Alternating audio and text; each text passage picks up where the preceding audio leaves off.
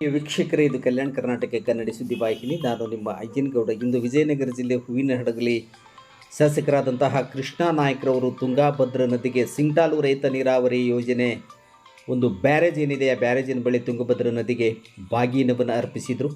ಹರ ಗುರು ಚರಮೂರ್ತಿಗಳೊಂದಿಗೆ ತೆರಳಿದಂತಹ ಶಾಸಕರಾದಂತಹ ಕೃಷ್ಣ ನಾಯ್ಕರವರು ಹರ ಗುರು ಚರಮೂರ್ತಿಗಳ ಆಶೀರ್ವಾದವನ್ನು ಪಡೆಯುವುದರ ಮೂಲಕ ಗಂಗಾ ಮಾತೆಗೆ ಬಾಗಿನವನ್ನು ಅರ್ಪಿಸಿದರು. BJPಯ ಎಲ್ಲ ಪದಾಧಿಕಾರಿಗಳು, ಜಿಲ್ಲಾ ಪದಾಧಿಕಾರಿಗಳು, ಮಹಿಳಾ ಮೋರ್ಚಾ ಪದಾಧಿಕಾರಿಗಳು, ಮಂಡಲ ಪದಾಧಿಕಾರಿಗಳು ಎಲ್ಲರೂ ಕೂಡ ಪಾಲ್ಗೊಂಡಿದ್ದರು. ಕೃಷ್ಣ ನಾಯ್ಕರವರ ಬಾಗಿನ ಅರ್ಪಣೆ ಕಾರ್ಯಕ್ರಮಕ್ಕೆ ಸಾಥ್ ನೀಡಿದರು. ಈ ಒಂದು ಕಾರ್ಯಕ್ರಮದಲ್ಲಿ ಬಾಗಿನ ಅರ್ಪಣೆಯ ನಂತರ ಸುದ್ದಿಗಾರರೊಂದಿಗೆ ಮಾತನಾಡಿದಂತಹ ಕೃಷ್ಣ ನಾಯ್ಕರವರು ಸಿಂಗಟಾಲು ರೈತ ನೀರಾವರಿ ಯೋಜನೆಯ ಒಂದು ಕಾಮಗಾರಿ, ನೀರಿನ ಸಂಗ್ರಹದ ಬಗ್ಗೆ ಕೂಡ ಮಾಹಿತಿಯನ್ನು ನೀಡಿದರು. ವಿಶೇಷವಾಗಿ 10 ಕೆರೆಗಳಿಗೆ ನೀರು ತುಂಬಿಸುವಂತಹ ಒಂದು ಕಾಮಗಾರಿ ಏನಾಗಿದೆ, ಆ ಕಾಮಗಾರಿ ಕಳಪೆಯಾಗಿದೆ. ಪೈಪ್ಲೈನ್ ಗುಣಮಟ್ಟದಿಂದ ಕೂಡಿಲ್ಲ. ಅಂದಿನ ಅಧಿಕಾರಿಗಳು ಗುಣಮಟ್ಟದ ಪೈಪ್ಲೈನ್ ಅಳವಡಿಕೆಯ ಬಗ್ಗೆ ಪರಿಶೀಲನೆ ನಡೆಸಿಲ್ಲ. ಗುತ್ತಿಗೆದಾರರು ಇಲ್ಲಿ ಕಳಪೆ ಕಾಮಗಾರಿಯನ್ನು ಮಾಡಿದ್ದಾರೆ ಎನ್ನುವಂತಹ ಅಸಮಾಧಾನ, ಅತೃಪ್ತಿಯನ್ನು ಹೊರಹಾಕಿದರು. 10 ಕೆರೆಗಳಿಗೆ ನೀರು ತುಂಬಿಸುವಂತಹ ಒಂದು ಯೋಜನೆ ಏನಿದೆ, ಆ ಯೋಜನೆ ಮಾತ್ರ ಸರ್ಕಾರದ ಮಟ್ಟದಲ್ಲಿ ಅಧಿಕೃತವಾಗಿ ಜಾರಿಯಾಗಿರುವಂತಹದ್ದು. ಇನ್ನು 12 ಕೆರೆಗಳು ತುಂಬಿಸಲ್ಪಟ್ಟಿವೆ ಹೂವಿನಹಡಗಲಿ ಕ್ಷೇತ್ರದಲ್ಲಿ. ಆ 12 ಕೆರೆಗಳು ಯಾವ ಯೋಜನೆಯಲ್ಲಿ ಆಗಿವೆ, ಯಾವ ಯೋಜನೆಯಲ್ಲಿ ಕೆರೆಗಳನ್ನು ತುಂಬಿಸಲಾಗಿದೆ ಎನ್ನುವಂತಹದ್ದು ಅದು ಒಂದು ಅವೈಜ್ಞಾನಿಕವಾದಂತಹ ಕಾಮಗಾರಿಯಾಗಿದೆ ಎನ್ನುವಂತಹ ಮಾಹಿತಿಯನ್ನು ಕೂಡ ನೀಡಿದರು. ಈಗಾಗಲೇ ರೈತರು ಬಹಳಷ್ಟು ಸಂಕಷ್ಟವನ್ನು ಅನುಭವಿಸ್ತಾ ಇದ್ದಾರೆ.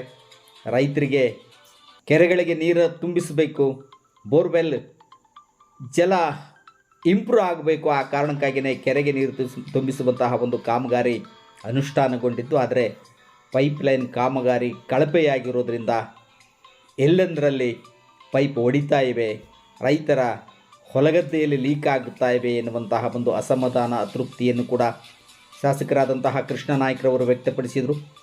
ಈಗಾಗಲೇ ಏನು ದಾಸನಹಳ್ಳಿ ಕೆರೆ, ಹ್ಯಾಡ್ಲಾ ಕೆರೆಗಳಿಗೆ ನೀರನ್ನು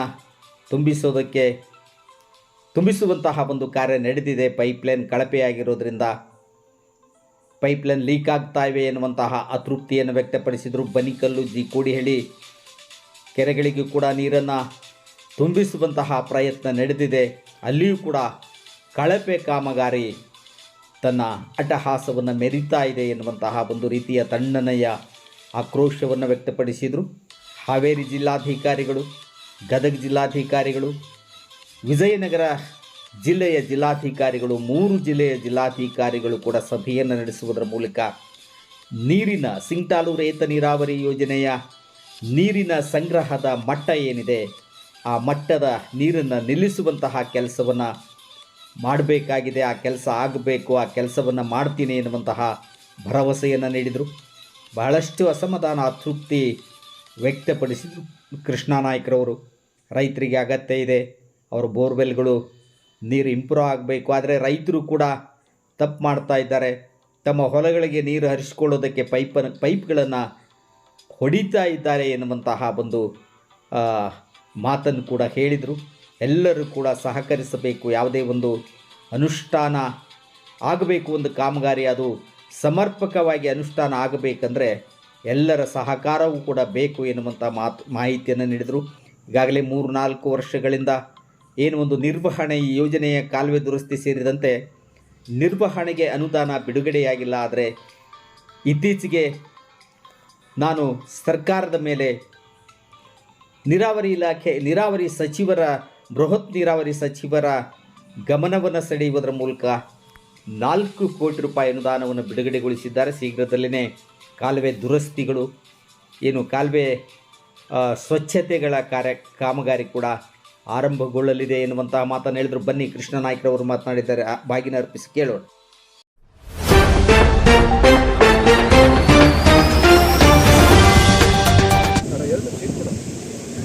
ಎಷ್ಟೆಷ್ಟು ಡ್ಯಾಮೇಜ್ ಆಗ್ತಾ ಇದ್ದಾವೆ ಅಷ್ಟು ಅದನ್ನು ನಾವು ರಿಪೇರಿ ಮಾಡ್ತಾ ಇದ್ದೀವಿ. ಮೊನ್ನೆ ಒಂದು ರಿಪೇರಿ ಮಾಡಿದ್ಮೇಲೆ ನಿನ್ನೆ ಒಂದು ಆಗಿದೆ, ಅದನ್ನು ರಿಪೇರಿ ಮಾಡ್ತಿದ್ದಾರೆ. ನಾನೇ ನೆನ್ಕೊಂಡಿದ್ದೆ ಎಲ್ಲ ಅಧಿಕಾರಿ ಮಾತಾಡಿಕೊಂಡು ಬೆಳಗಿನ ತಕ್ಷಣ ಅಲ್ಲಿ ಹೋಗಿ ಒಂದು ಟೈಮ್ ನೋಡ್ಕೊಂಡು ಅದೇನು ಪರಿಸ್ಥಿತಿ ಇದೆ ನೋಡೋಣ ಅಂದ್ಕೊಂಡು ನಾನು ಅಂದ್ಕೊಂಡಿದ್ದೀನಿ. ಕಾರಣ ಅಷ್ಟೇ, ಇವತ್ತು ಹೊಳಿ ತುಂಬಿದೆ, ಡ್ಯಾಮ್ ತುಂಬಿದೆ, ಆದರೂ ನಾವು ಕೆರೆಗಳಿಗೆ ನೀರು ಲಿಫ್ಟ್ ಮಾಡೋಕ್ಕಾಗ್ತಾ ಇಲ್ಲ. ಕಾರಣ ಅಷ್ಟೇ, ಈ ಹಿಂದೆ ಇದ್ದ ಅಧಿಕಾರಿಗಳು ಮಾಡಿರೋ ತಪ್ಪಿಂದ. ಈ ಹಿಂದೆ ಇದ್ದ ಕಾಂಟ್ರಾಕ್ಟ್ಗಳ ಬಗ್ಗೆ ಕೆಲಸ ಮಾಡುವಾಗ ಇವರು ನಿಂತ್ಕೊಂಡು ಯಾವ ಕ್ವಾಲಿಟಿ ಪೈಪ್ ಹಾಕ್ತಿದ್ದಾರೆ, ವೆಲ್ಡಿಂಗ್ ಮಾಡಿದ ಮೇಲೆ ಅದ್ರ ಮೇಲೆ ಸಿಮೆಂಟ್ ತುಂಬ್ತಿದಾರ ಇಲ್ಲ ಅನ್ನೋದು ಕೂಡ ಯಾರು ಕೂಡ ನೋಡಲಾರ್ದೆ ಅದನ್ನು ಹಾಗೆ ಒಳಗೆ ಹಾಕಿ ಮಣ್ಣು ಮುಚ್ಚಿದ್ದಾರೆ. ಇವತ್ತು ಅವೆಲ್ಲ ರಸ್ಟ್ ಹಿಡಿದು ತುಕ್ಕಿಡಿದು ಇವತ್ತು ಎಲ್ಲದು ಕೂಡ ಡ್ಯಾಮೇಜ್ ಆಗಿದ್ದಾರೆ. ಅವರು ಕೂಡ ಸಾಕಾಗಿದೆ ಸರ್, ಎಷ್ಟು ಲೀಕೇಜ್ ಅಂತೇಳಿ ಅರೆ ನಾವು ಬಂದ್ ಮಾಡೋಣ ಅಂತೇಳಿ. ಅದ್ರ ಜೊತೆಯಲ್ಲಿ ಇವತ್ತು ರೈತರು ಬೆಳೆಗಳು ಹಾಕಿದ್ದಾರೆ, ಒಂದೊಂದು ಮೊಣಕಾಲ್ವರೆಗೆ ಬೆಳೆಗಳು ಬಂದಿದ್ದಾವೆ. ಈಗ ಆ ಬೆಳೆಗಳನ್ನು ನಾವು ಈಗ ಅದನ್ನು ನಾಶ ಮಾಡಿ ನಾವು ಪುಡಿ ತೆಗೆದು ಇವತ್ತು ರಿಪೇರಿ ಮಾಡೋ ಥರ ಪರಿಸ್ಥಿತಿ ಇವತ್ತು ಉದ್ಭವ ಆಗಿದೆ. ಆದರೆ ಏನಾರು ಮಾಡಲೇಬೇಕಂತೇಳಿ ಇದು ಅದಾದಮೇಲೆ ನಮ್ಮ ಮಾನ್ಯನ್ ಮಸಲವಾಡ ಕೆರೆಗೆ ಅಂತೇಳಿ ಹೇಳಿದರು. ಮಾನ್ಯನ್ ಮಸಲವಾಡ ಕೆರೆಗೆ HDP ಪೈಪ್ ಇದೆ, ಅದು ತುಕ್ಕು ಹಿಡಿಯಲ್ಲ, ಲೀಕೇಜು ಬರಲ್ಲ ಅಂತ ಪೈಪ್ ಹಾಕಿದ್ದಾರೆ. ಅದರಲ್ಲಿ ನಮ್ಮ ಒಬ್ಬ ರೈತ, ನಮ್ಮ ಈ ತಾಲೂಕಿನ ರೈತ ಕೊಡ್ಲಿ ತಗೊಂಡೋಗಿ ಅದನ್ನು 2 ತುಂಡು ಮಾಡಿದ್ದಾನೆ. ಕಾರಣ ಅಲ್ಲಿಂದ ನೀರು ಬಂದರೆ ಅವನು ಹೊಲಕ್ಕೆ ನೀರು ಹಾಸ್ಕೊಳ್ಳಾಗ್ತದೆ. ನೋಡಿ ಯಾವ ಥರ ಪರಿಸ್ಥಿತಿ ಇದೆ ಅಂತಂದರೆ, ಅದರಿಂದ ನಾವು ಕೆರೆ ತುಂಬಿದ್ರೆ ಇವರು ಬೋರ್ವೆಲ್ ಹಾಕಿದರೆ ಎಲ್ಲ ಬೋರ್ವೆಲ್ಗೂ ನಡಿತೈತಿ. ಅದಕ್ಕಿದು ಬೇಕಾಗಿಲ್ಲ. ಇರೋ ನಮ್ಮ ರೈತರಿಗೆ ಕೊಡ್ಲಿ ತಗೊಂಡು ಅರ್ಧ ಕಟ್ ಮಾಡಿ ಇವತ್ತು ಕೆರೆ ಮುಂದೆ ನೀರು ಹೋಗ್ಲಾರ್ದಂಗೆ ಮಾಡಿದ್ದಾರೆ. ಅಲ್ಲಿಂದ ಮುಂದೆ ಬಂದರೆ ನಮ್ಮ ನಾಗತಿ ಬಸಾಪುರ ಮತ್ತು ಕಮನಹಳ್ಳಿ ತಾಂಡಾಗ ಅಂತೇಳಿ ಒಂದು ಪೈಪ್ಲೈನ್, ಅಡಿಷನಲ್ ಪೈಪ್ಲೈನ್ ಮಾಡಿದ್ದಾರೆ. 10 ಕೆರೆ ತುಂಬಾಗ ಯೋಜನೆ ಇದೆ.